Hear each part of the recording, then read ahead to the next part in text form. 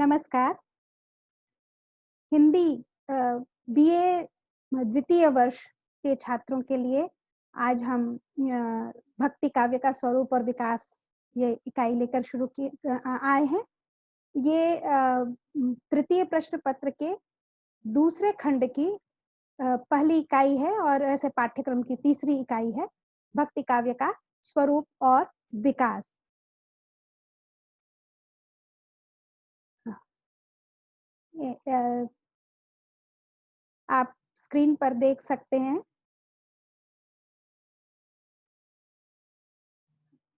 ये मुख्य और गौण दोनों विषयों के हिंदी विषय के छात्रों के लिए ये है हिंदी काव्य 1 ये प्रश्न पत्र 3 है। इसका दूसरा खंड भक्ति काव्य का है और इसमें हम दूसरी इकाई माने खंड की तीसरी इकाई और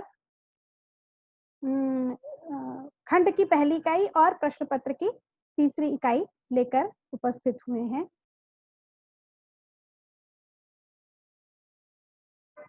अ, जैसा कि आपको मालूम होगा अ, हिंदी काव्य के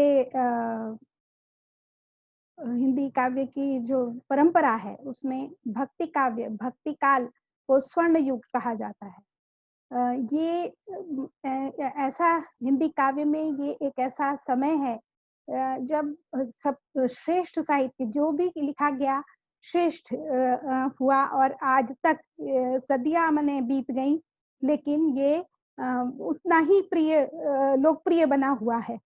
अ, उस समय जब काव्य रचा जाता था, तब ब्रज और अवधी में मुख्य रूप से काव्य रचा जाता था। और आज हम ब्रज और अवधि सामान्य रूप से नहीं जानते हैं। हिंदी पढ़ने और जानने वाले छात्र भी ब्रज और अवधि उनको थोड़ी-सी अलग लगती है। लेकिन उसके बावजूद ब्रज और अवधि की ये काव्य सूर और तुलसी के की रचनाएँ उतनी ही लोकप्रिय बनी हुई हैं। इसी से हम समझ सकते हैं कि ये कितना श्रेष्ठ रहा होगा। तो आज हम इस काव्य के संबंध में बात करने जा रहे हैं। अ, भक्ति काव्य की जो परंपरा चलती है वो तो हम अगर देखें तो वेद से ही शुरू हो जाती है। वेदों में कुछ इस प्रकार के सूक्त हैं जिसमें कि ईश्वर से प्रार्थना की गई है और ईश्वर के का गुण गाया गया है, जो भक्ति का हम कह सकते हैं कि एक महत्वपूर्ण अंश है। भक्ति का मतलब है भगवान के प्रति अपनी पूरी श्रद्धा रखना, अपना सर्वस्व उनसे मानना और उनके प्रति समर्पित होना। तो ये भाव जो है वो वेद काल से ही दिखाई पड़ता है। फिर भगवद गीता में तो हम इसका बहुत विस्तार देख सकते हैं। उपनिषदों में है ही और भगवद गीता में और उसके पहले भी ईश्वर प्राप्ति मनुष्य के जीवन का लक्ष्य रखा मोक्ष प्राप्ति। मोक्ष का मतलब है यद्यपि दर्शन में अलग-अलग दर्शनों में अलग-अलग तरीके से मोक्ष को बताया गया है, लेकिन सबका जो अगर हम सार कहें तो वो होता है ईश्वर से मिलना। अब ईश्वर को ब्रह्म के रूप में भी कुछ लोगों ने माना है, कुछ ने शिव और राम के रूप में, शिव और विष्णु के रूप में भी माना है। तो जिस भी रूप में वो ईश्वर को मानता है, जो जिस भी रूप में ईश्वर को मानता है, उसके साथ सायुज्य हो जाना यानी मिलन हो जाना ही मोक्ष है। और यही मनुष्य जीवन का परम लक्ष्य बताया गया है। तो ये इसको कैसे प्राप्त करें, वहाँ तक कैसे पहुँचे, इसके लिए कई माने वेद काल से ही इसके प्रति उत्सुकता है और इसका उत्तर शास्त्रों ने दिया है। तो उसमें 3 मार्ग गीता में विशेषकर 3 मार्ग बताए हैं, कर्म, ज्ञान और भक्ति। तो कर्म है मतलब जो कर्म कहा गया है, आपका जो कर्म विहित है, वो कर्म आप करिए साथ में जो वेद यजुर्वेद इत्यादि में जो क्रियाएँ बताई गई हैं, जो कुछ कर्मकांड बताए गए हैं, उनको करना, वो कर्म है। माने आप सभी तरह के धार्मिक उपाचार करते हैं, सभी क्रियाएँ करते हैं, सभी तरह के जो भी बताए गए हैं, उनको करते हैं, वो कर्म हुआ। ज्ञान कहा गया है कि ईश्वर को जानना ही ईश्वर हो जाना है ना? अम, अ जान ही तुम्हें हो जाए जाने हूँ तो वही जेहु तुम ही जनाई। माने ब्रह्म जब चाहेगा या ईश्वर जब चाहेगा तभी आपको ज्ञान प्राप्त हो सकता है और जब ज्ञान प्राप्त हो जाएगा, जब आप अच्छी तरह से जान जाएँगे तो आप स्वयं ईश्वर हो जाएँगे या उनसे आपका मिलन हो जाएगा। तो ये एक ज्ञान मार्ग है ज्ञान से जहाँ पर जानने का, उसको अच्छी तरह से समझने का ये प्रयत्न है। और तीसरा है भक्ति। भक्ति का मार्ग सबसे एक तरह से सरल भी कहा गया है कि आप ईश्वर के प्रति पूर्णतया समर्पित हो जाइए। जो अपना सब कुछ जो कुछ भी है वो सब कुछ ईश्वर को मान लीजिए। अब उसी में जो है नवधा भक्ति की धारणा आई कि आप ईश्वर को अपना स्वामी मानते हैं, ईश्वर को अपना सखा मानते हैं, ईश्वर को अपना पुत्र मानते हैं, ईश्वर को और भी किसी भी रूप में, जिस भी रूप में आपको अच्छा लगे उस रूप में मानिए। अपना अपनी पति मानिए। तो इस तरह से बहुत सारा ये चलता है मने भक्त लेकिन पूरी तरह से एकदम समर्पित हो जाइए, जो कुछ है वो ईश्वर के लिए है, मैं जो कुछ भी कर रही हूँ, कर रहा हूँ, वो ईश्वर के लिए। तो ये भक्ति का और ये गीता में भी इसका थोड़ा-सा अंश है और उसके आगे भी चला। ये पृष्ठभूमि बनी। फिर ये जिस समय 12वीं-13वीं शताब्दी में जब शुरू हुआ ये भक्ति का दौर, तो उस समय की परिस्थितियाँ कुछ इस प्रकार की थी कि वर्ण व्यवस्था बहुत जड़ जमा चुकी थी और उसके बहुत सारे दुष्प्रभाव या जो उसका खराब रूप था वो दिखाई देने लग गया था। जो नीची जातियों के प्रति तिरस्कार की भावना बहुत ज़्यादा बढ़ रही थी और वो अ, अपना वो समझ नहीं पा रहे थे कि किस प्रकार वो ऊपर उठ सकते हैं या उनके जीवन का लक्ष्य क्या हो सकता है। उनको कर्मकांड करने से रोक दिया गया था, उनको कुछ भी मंदिरों में जाने की उनको ये नहीं थी, इजाज़त नहीं थी। तो इस तरह से जो है वो एक असंतोष माने ईश्वर की पूजा वो नहीं कर सकते, वेद माने यज्ञ इत्यादि तो नहीं ही करते थे, कभी भी नहीं करने की इजाज़त थी। तो उसमें एक तरह का एक रास्ता वो खोजने लगे, किस प्रकार से ईश्वर से उनका संबंध स्थापित हो सके और दक्षिण भारत में सबसे पहले जो है ये विचार शुरू हुआ और वो जो अ नीची जाति के तथाकथित रूप से नीची जाति के संत लोग थे, वो उन्होंने अपने तरीके से ईश्वर की भक्ति करना शुरू किया जिसमें उनका नाम का जाप और उनसे सीधे वो वर्ण व्यवस्था के चक्रों में नहीं पड़ते थे, वो किसी प्रकार के कर्मकांड के चक्करों में नहीं पड़ते थे और शुद्ध रूप से ईश्वर को अपना सब कुछ मानकर उनके प्रति अपना निवेदन करते थे। तो इसमें दक्षिण में जो है वैष्णव और शैव दोनों के लिए बने। वैष्णव माने विष्णु और राम के प्रति भक्ति दिखाई पड़ी और शैव माने शिव के प्रति भक्ति दिखाई पड़ी। ये 2 धाराएँ चली और शैव के प्रति, शिव के प्रति भक्ति रखने वालों को अड्यार कहा गया और वैष्णवों के प्रति भक्ति जो रख रहे थे वो आलवार थे और ये दोनों परंपरा चलती चली और बहुत सारे संत वहाँ पर हुए 12वीं शताब्दी तक बहुत सारे एक लंबी परंपरा दिखाई पड़ती है आलवार और अड़ियार संतों की। और फिर कहते हैं कि उनमें से ही एक थे रामानंद, जो कि उत्तर भारत की ओर बढ़े।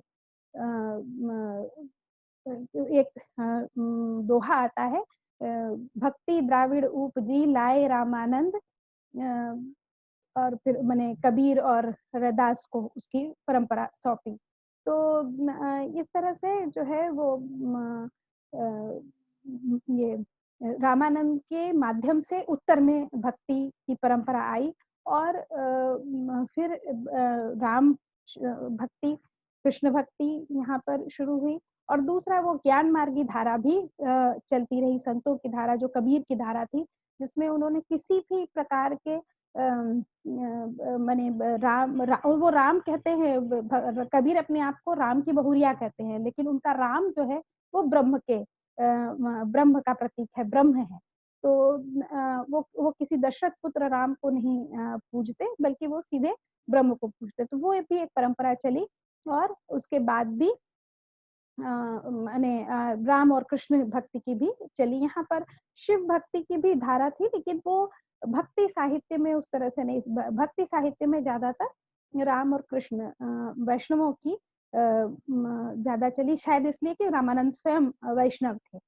तो उनके उनसे ही शुरू हुआ, तो इसलिए यहाँ उत्तर भारत में वैष्णव भक्ति धारा ज्यादा चली।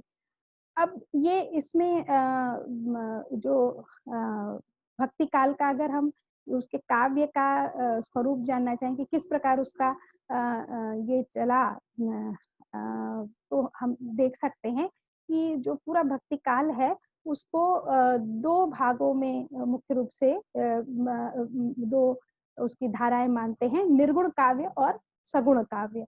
निर्गुण काव्य जो मैंने बताया कि कबीर जैसे थे, तो उन्होंने ब्रह्म को माना, ब्रह्म निर्गुण निराकार ब्रह्म को माना गया है, ब्रह्म का कोई स्वरूप नहीं है। उपनिषदों से ब्रह्म के विषय में चर्चा हो रही है, लेकिन उपनिषदों में भी यही कहा गया है कि ब्रह्म को जानने का साधन नेति नेति है।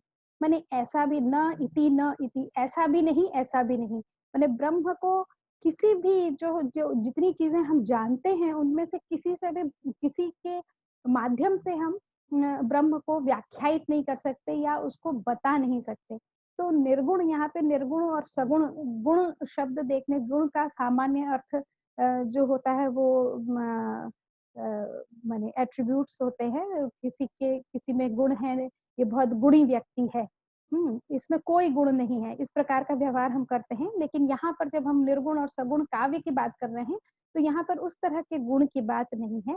इसमें सीधी बात है इसमें कि जो है यहाँ पर गुण हम दर्शन के गुण को ले सकते हैं, त्रिगुणात्मिका जो सृष्टि है वो कह सकते हैं। तो निर्गुण जो इस त्रिगुणात्मिका सृष्टि से ऊपर का है, ब्रह्म है, माने जिसमें सत्वरज तम गुण का हम विभाजन नहीं कर सकते हैं, वो निर्गुण। और सगुण माने जो सत्व गुण का आधिक्य है, जिसमें इसमें इस उन तीनों गुण के माध्यम से हम उसको व्याख्यायित कर सकते हैं, उन तीनों गुणों के सत्वरज तम गुणों के माध्यम से हम व्याख्यायित कर सकते हैं, वो सगुण काव्य हम कह सकते हैं। सीधे सीधे शब्दों में कहें तो निर्गुण काव्य, निर्गुण का अर्थ है कि ब्रह्म को मानना जो निराकार है, जिसका कोई स्वरूप नहीं है।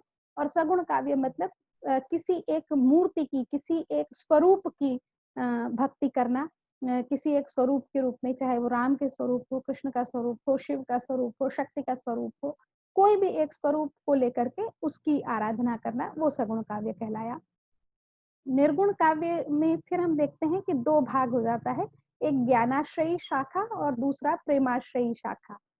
तो ये निर्गुण में जैसे मैंने पहले भी बताया था कि जो तरीका है ईश्वर को प्राप्त करने का, तो वो ज्ञान का तरीका हो सकता है। कर्म का हम यहाँ पे छोड़ते हैं कि कर्म, क्योंकि कर्म कर्मकांड से जुड़ता है, वो तो पूरा धार्मिक आचार व्यवहार की बात है, उसको यहाँ पर हम नहीं लेते, वो भक्ति में नहीं आता, वो क्रियाओं में आता है। ज्ञान और प्रेम, ये दो है, माने या तो समर्पण या ज्ञान से जानना। तो ज्ञान से जानना माने उसको समझने की कोशिश करना कि वो है क्या और कैसे माने हम कैसे वैसे हो सकते हैं, उनके जैसा हो सकते हैं या उन तक पहुँच सकते हैं। तो ज्ञान के माध्यम से, जानने के माध्यम से जहाँ पर खोज है, जहाँ पर उसको प्रयत्न है जानने का, वो ज्ञानाश्रयी शाखा कहलाई। और प्रेमाश्रयी शाखा, जहाँ पर प्रेम मैं नहीं जानता या मैं नहीं जानती कि वो कैसा है, कौन है, क्या है, लेकिन मेरा जो कुछ है, मेरे में जो कुछ है, वो सब उसका है। तो ये जो है ये सोचकर पूरी तरह से प्रेममय होकर उसको अपने को समर्पित करके इसमें जो भक्त है, वो या तो स्वयं को स्त्री और ब्रह्म को पुरुष मानता है, या फिर ब्रह्म को स्त्री और स्वयं को पुरुष मानता है। वो जिस भी तरह से, लेकिन वो पूर्णतया समर्पित होकर के, प्रेममय होकर के, और उसमें जहाँ पर लिखा है, और आगे आप पढ़ते हुए जानेंगे, इसमें जो काव्य भी रचना हुई है वो लौकिक प्रेम को दिखाते हुए हुई है। माने उसमें स्त्री पुरुष का प्रेम चित्रित हुआ है, लेकिन वो स्त्री पुरुष का प्रेम जो उसमें चित्रित हुआ है, वो चित्रण लौकिक प्रेम, साधारण प्रेम के तक नहीं रह जाता। वो वस्तुतः ईश्वर तक पहुँचने का, मतलब जो मैंने वही बात बताई कि स्त्री पुरुष में से कोई एक ब्रह्म के रूप में स्थापित होगा, और कोई वो दूसरा भक्त के रूप में, जो कि ईश्वर तक पहुँचता है। तो इस तरह से लौकिक प्रेम के जरिए ईश्वरीय प्रेम तक पहुँचने की का प्रयत्न है ये प्रेमाश्रयी शाखा में। तो इस प्रकार 2 प्रकार की शाखाएँ चली निर्गुण काव्य की, जिसमें कि किसी स्वरूप को की भक्ति न करके निराकार ब्रह्म की भक्ति का की ओर जोर दिया गया। उसमें ज्ञान के मार्ग से बढ़ने वाले ज्ञानाश्रयी शाखा कहलाए, और जो प्रेम के मार्ग से, प्रेम के जरिए ईश्वर तक पहुँचने का प्रयत्न कर रहे थे, वो प्रेमाश्रयी शाखा के कवि कहलाए। ज्ञानाश्रयी शाखा में फिर वही संत काव्य, कबीर, नानक आदि जो हैं, जो जो ज्ञान को महत्वपूर्ण बताते हैं, वो ये संत काव्य ज्ञानाश्रयी शाखा के हुए, उसको संत काव्य भी कहते हैं इनके काव्य को। और प्रेमाश्रयी जो थे वो अधिकतर सूफी थे, जो जो कि प्रेम के माध्यम से ईश्वर तक पहुंचना चाहते थे। इसमें जायसी, मंझन, कुतुबन आदि कई एक नाम आते हैं जिन्होंने प्रेम काव्य लिखे, लेकिन वो प्रेम काव्य जो है वो लौकिक प्रेम के लिए नहीं है। वो ईश्वरीय प्रेम तक पहुंचने का एक मार्ग है। फिर सगुण काव्य में जब हम जाते हैं, जहाँ पर किसी एक मूर्ति का ये आया है, जहाँ पर किसी मूर्ति को, किसी एक स्वरूप को लेकर के करने का, तो उसमें 2 मुख्य शाखा उस समय की मिलती है। एक राम भक्ति शाखा और दूसरी कृष्ण भक्ति शाखा। तो राम भक्ति शाखा के जो सर्वोच्च शिखर पुरुष हैं, जो सबसे बड़े ये कवि कहलाए, वो तुलसीदास हैं। रामचरितमानस से कौन नहीं परिचित है, और आज भी वो उतना ही लोकप्रिय, उतना ही उपादेय है, जितना जब उन्होंने लिखा था तभी उसी समय लोकप्रिय हो गया था, तब का है। और दूसरा कृष्ण भक्ति शाखा है, जो कि जिसमें कि सूरदास सबसे महत्वपूर्ण कवि हैं। और सूरदास ने जैसा वर्णन किया है कृष्ण की बाल लीलाओं का, उसका सानी आज भी नहीं मिलता। आज भी बाल रूप का जहाँ पर वर्णन हो, या बाल रूप की बात आती है, बाल लीलाओं की बात आती है, वहाँ सूरदास के काव्य का हम आश्रय लेते हैं।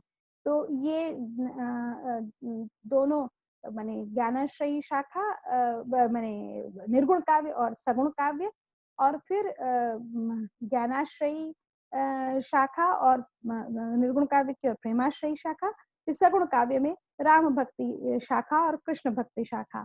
इस प्रकार से ये पूरे भक्ति काल के जो काव्य हैं उनका विभाजन होता है।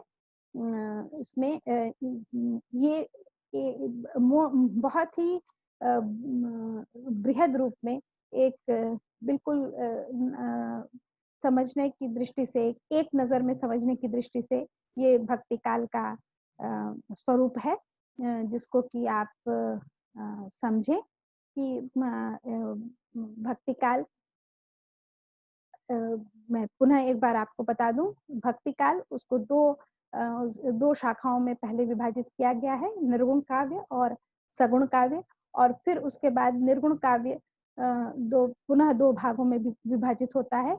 एक ज्ञानाश्रयी शाखा के रूप में और दूसरा प्रेमाश्रयी शाखा के रूप में। जिस ज्ञानाश्रयी शाखा में संत काव्य आते हैं, कबीर, नानक आदि के काव्य ज्ञानाश्रयी शाखा के हैं और प्रेमाश्रयी शाखा में सूफी काव्य आते हैं, जिसमें जायसी, मंझन, कुतुबन इत्यादि कवियों का नाम आता है, जिन्होंने प्रेम मार्गी काव्य की रचना की। स्त्री पुरुष का प्रेम दिखाया, लेकिन उसके माध्यम से ईश्वर तक पहुंचने की कोशिश की। और सगुण काव्य में किसी स्वरूप को लेकर के काव्य लिखा गया, किसी स्वरूप को अपनी भक्ति का आधार बनाया गया और इसमें पुनः 2 बड़े ये बनते हैं, एक राम भक्ति और दूसरा कृष्ण भक्ति। राम भक्ति का जो सर्वोच्च शिखर दिखाई पड़ता है, वो तुलसीदास के काव्य में है, रामचरितमानस में है और उनकी और भी बहुत सारी रचनाएँ हैं, वो सभी राम भक्ति शाखा की रचनाएँ मानी जाती हैं। फिर कृष्ण भक्ति में जो सबसे बड़े हैं वो सूरदास हैं कवि और उनके अलावा अष्टछाप के सभी दूसरे कवि भी कृष्ण भक्ति शाखा के कवि हैं, जो कि जिसमें कि कृष्ण की लीलाओं का और उनके काव्य में, सूरदास के काव्य में विशेष रूप से बाल लीलाओं का बहुत ही सुंदर वर्णन मिलता है और इसके माध्यम से ईश्वर के साथ एकाकार होने का प्रयत्न है। तो ये भक्ति काल का स्वरूप है। मैं यहाँ पर एक बार अपनी वाणी को विराम देती हूँ। आप लोगों में से किसी को अगर कोई प्रश्न हो, तो वो अपना हैंड रेज़ कर सकता है, अपना हाथ उठा करके वो प्रश्न पूछ सकता है और अगर वो प्रश्न वो दूसरा भी प्रश्न अगर पूछना चाहे, अगर अभी उसके मन में नहीं है और बाद में पूछना चाहे, तो वो इस ईमेल आईडी पर अपना भेज सकता है। मैं ईमेल आईडी आपको दिखाती हूँ। 1 मिनट। मैं यहाँ पर ईमेल आईडी लिखती हूँ।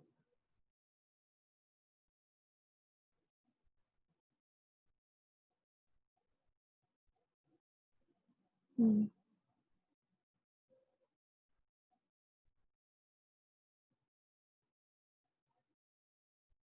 1 मिनट।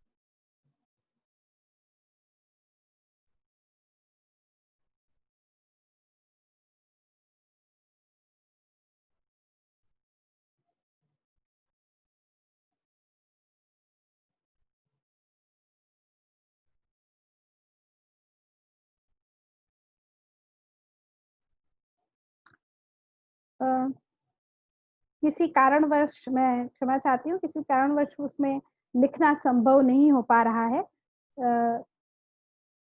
मैं देखती हूँ अगर वर्ड फाइल में लिख कर के बताया जा सके तो।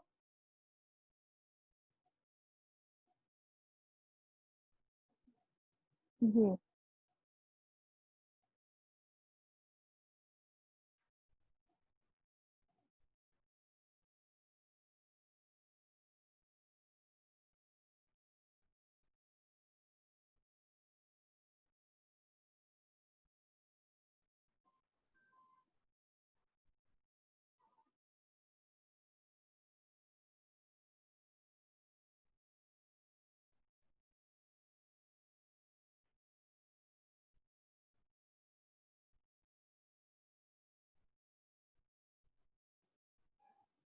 अब मेरे ख्याल में आपको दिखाई पड़ रहा होगा।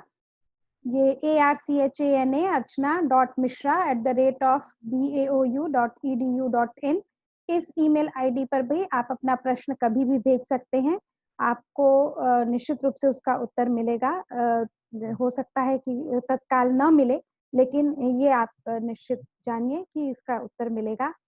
आपके पास यदि अभी भी कोई प्रश्न है, अगर आप इस समय कोई प्रश्न पूछना चाहते हैं, तो आप प्रश्न पूछ सकते हैं। आप हैंड रेज़ कर सकते हैं या दूसरे जो आप अनम्यूट करके आप पूछ सकते हैं। अपना अनम्यूट कर लीजिए और कोई अगर प्रश्न पूछना हो तो पूछ सकते हैं।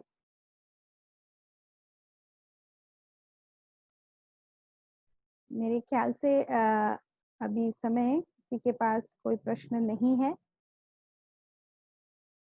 तो मैं अभी यहाँ पर अपना ये पाठ समाप्त करती हूँ। आशा है कि भक्ति काव्य के का स्वरूप मोटे तौर पर आपने समझ लिया होगा। अगली कक्षा में हम फिर इस युग की प्रवृत्तियों और विशेषताओं के संबंध में बातचीत करेंगे। और तब तक के लिए नमस्कार।